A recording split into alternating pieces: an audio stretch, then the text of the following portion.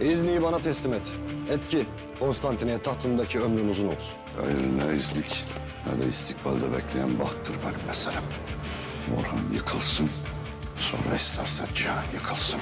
Yüreği olan, cesareti olan er meydanında karşıma çıksın. Sen cezayı adalet için değil, senin ona olan hırsından dolayı istersin. Ben nerede hata yapıyorum? Devletini korumak için evlendin. Ama koruyamadın Asborçam. Ne devlet kaldı ne de sulh.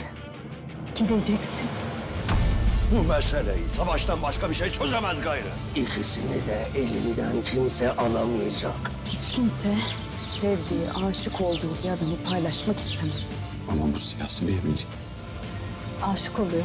Belki de Nilüfer haklı. Gitmeliyim.